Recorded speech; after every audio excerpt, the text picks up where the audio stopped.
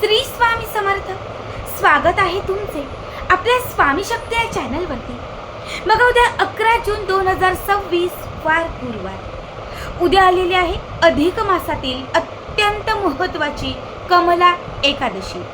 बघा, एकादशीचं व्रत हे भगवान विष्णूंसाठी समर्पित आहे आणि संपूर्ण अधिक मास हा भगवान विष्णूंच्या नावाने समर्पित आहे.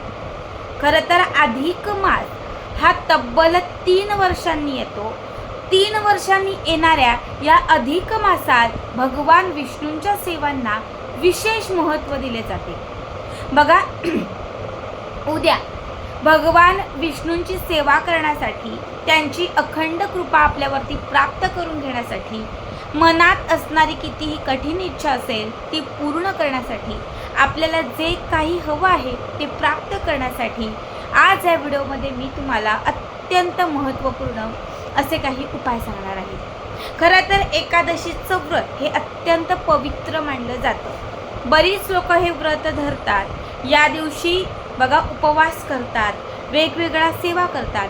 पण ज्यांना उपवास करणं शक्य होत नाही, व्रत होत नाही, कामानिमित्त बाहेर पडता किंवा अजून काही फिजिकल कंडिशन असतात, मेडिसिन असतात की ज्यामुळे उपवास होत नाही, अशा प्रत्येक व्यक्तीने एकादशीच्या दिवशी एखादा छोटासा उपाय केला, एखादी छोटीशी सेवा केली तरीही तुम्हाला त्याचं तितकंच फळ प्राप्त होतं. बघा, आज मी तुम्हाला जे काही उपाय सांगणार आहे हे उपाय उद्या जर एकादशीला तुम्ही केले तर तुम्हाला संपूर्ण अधिक मासाचं पुण्यफळ प्राप्त होईल. भगवान विष्णूंच्या कृपेने आणलेलं प्रत्येक काम मार्गी लागेल आणि तुमच्या कामात येणाऱ्या अडचणी जे काही आहेत तर त्या दूर होतील. सगळ्यात पहिला उपाय जो आहे हा सकाळी उठल्याबरोबर करायचा आहे. ज्यांना सतत काहीतरी आजारपण येत आहे, ज्यांच्या घरामध्ये सतत क्लेश कलह होत आहेत, ज्यांच्या आयुष्यामध्ये खूप निगेटिव्हिटी नकारात्मकता आहे, सतत नजर लागत आहे, त्या प्रत्येक व्यक्तीने उद्या सकाळी उठल्यावर, म्हणजे जेव्हा तुम्ही सकाळी उठाल, शक्यतो उद्या लवकर उठा, पण जेव्हा कधी उठाल तेव्हा जे अंघोळीचं पाणी आहे त्या अंघोळीच्या पाण्यात थोडंसं गोमूत्र, थोडंसं गंगाजल घाला आणि त्यामध्ये चिमूटभर तुळशीची माती घाला. बघा, एक किंचित तुळशीची जी माती असते ही माती घाला. एक चिमूटभर हळद घाला. हळद, गंगाजल, गोमूत्र आणि तुळशीची माती या 4 गोष्टी फक्त अंघोळीच्या पाण्यात घाला. ते पाणी व्यवस्थित मिक्स करा आणि या पाण्याने उद्या स्नान करा. जर उद्या कमला एकादशीला म्हणजे अधिक मास एकादशीला तुम्ही तुळशीची माती घातलेलं जर पाणी म्हणजे त्याचं जर तुम्ही स्नान केलं तर तुम्हाला लागलेली नजरबाधा दूर होईल, दोष दूर होतील, सतत तुमच्या मनात असणारी किंवा येणारी निगेटिव्हिटी जी आहे ही कुठेतरी कमी होईल. शिवाय सतत जे काही तुमच्या पाठी आजारपण लागलेलं आहे हे आजारपण सुद्धा संपून जातील. फक्त हे स्नान करत असताना भगवान विष्णूंची तुम्ही नामावली म्हणू शकता, नाही तर ओम नमो भगवते वासुदेवाय नमः या मंत्राचा जप करू शकता.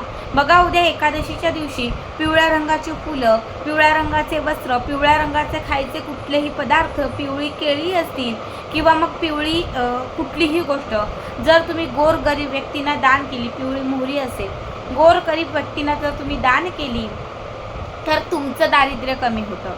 सतत तुम्हाला येणारी पैशांची अडचण कुठेतरी दूर होत जाते. सतत आर्थिक तंगी जी आहे ती कुठेतरी कमी होत जाते. त्यामुळे शक्य असेल तितक्या उद्याच्या दिवशी पिवळ्या वस्तू दान करण्याचा प्रयत्न करा. आता मी तुम्हाला महत्त्वपूर्ण उपाय सांगणार आहे. बघा, घरात खूप दारिद्र्य आहे, गरिबी काही केल्या कमी होत नाही आहे, पैशांची समस्या दूर होत नाही आहे, त्या व्यक्तीने उद्या सकाळपासून रात्रीपर्यंत कुठल्याही वेळात हा उपाय करावा. आपल्या घरामध्ये, अंगणामध्ये, गॅलरीमध्ये कुठेही जिथे कुठे तुळशीचं रोप आहे, बघा ओटीवर असेल, कुठेही जिथे कुठे तुळशीचं रोप असेल तिथे जायचं आहे. एकादशीच्या दिवशी तुळशीचं निर्जला व्रत असतं, त्यामुळे एकादशीला आपण तुळशीला सहसा हात लावत नाही किंवा तिला जल म्हणजे पाणी अर्पण करत नाही. मग तुळशीच्या समोर तुम्हाला फक्त एक तुपाचा दिवा लावायचा आहे. मातीचा घ्या, धातूचा घ्या, कणकेचा घ्या, घरात चांदीचा असेल तो घ्या, कुठला पण दिवा घ्या. तुळशीच्या समोर छान त्याच्यामध्ये तूप घाला आणि हा दिवा प्रज्वलित करा. दिवा प्रज्वलित केल्यावर, पेटवल्यावर एक चिमूटभर त्या दिव्यामध्ये हळद घाला.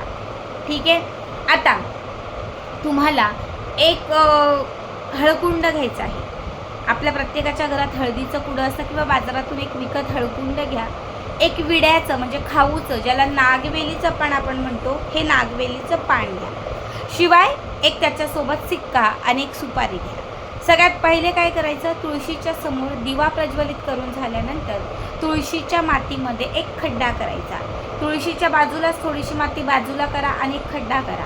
आता त्या खड्ड्यामध्ये तुम्हाला सगळ्यात पहिले विड्याचं म्हणजे नागवेलीचं पान, जे पूजेला पान आपण घेतो, हे पान तुम्हाला ठेवायचं आहे.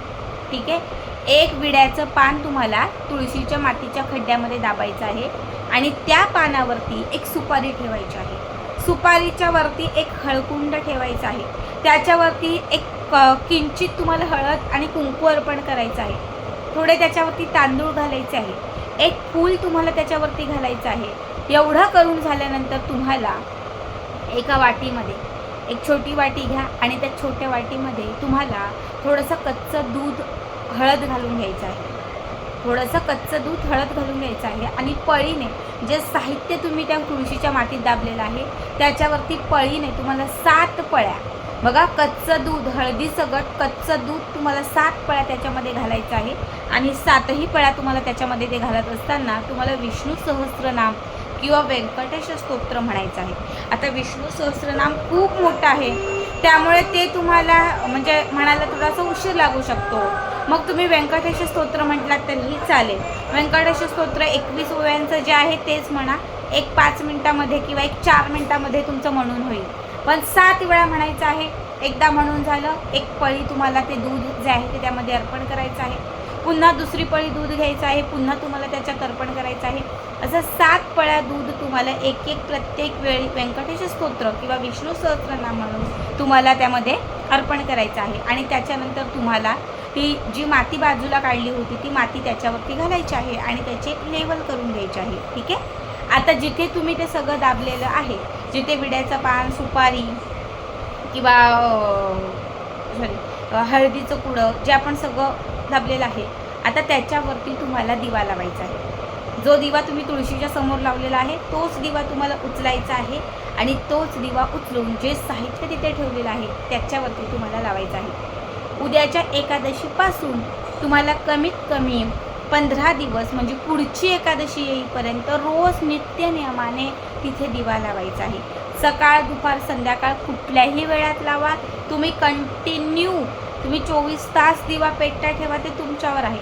पण दिवसातून एक तरी वेळेस दिवा तुम्हाला तिथे लावायचा आहे सलग 15 दिवस. या 15 दिवसांमध्ये बघा, या 15 दिवसांमध्ये एकही दिवस तुम्हाला खाडा करू द्यायचा नाही आहे. समजा तुम्हाला लावायचं नसेल, काही मासिक धर्म वगैरे असेल तर तुम्ही तुमच्या शेजारी पाजारी किंवा घरातल्या अन्य व्यक्तींना सांगितलं तरीही चालेल. या 15 दिवसांमध्ये या उपायाचे पूर्ण पॉझिटिव्हिटी तुमच्या घरात उतरेल. तुमच्या घरामध्ये पूर्ण एक सकारात्मकता येईल. नजरबाधा यांपासून घर आपलं कायम संरक्षित राहील. घरामध्ये कायम पैसा खेळता राहील. पैशांची आर्थिक समस्या अगदी दुपटीने पैशांची जी काही समस्या आहे ती दूर होऊन पैशांचा जो प्रवाह आहे तो तुमच्या घरात दुपटीने वाढत नाही. घरामध्ये जो पैसा येतो तो टिकायला लागेल. कुठून का होईना पण तुमच्या घरामध्ये पैसा येईल. खूप प्रभावी उपाय आहे हा. एकादशीलाच सुरू करता येतो आणि एकादशीलाच तो समाप्त करता येतो. त्यामुळे या एकादशीला सुरू करा आणि पुढच्या एकादशीला तो स्टॉप करा. नक्की करा. बघा, आता रोज जेव्हा तुम्ही तिथे दिवा लावाल तिथे तुमची समस्या भगवान विष्णूंना सांगायची आणि त्यासोबतच आर्थिक समस्या दूर करण्यासाठी प्रार्थना करून त्यांना आपल्या घरामध्ये, आपल्या आयुष्यामध्ये सुख, समृद्धी आणि ऐश्वर्याची प्राप्ती होण्यासाठी सुद्धा विनंती करायची.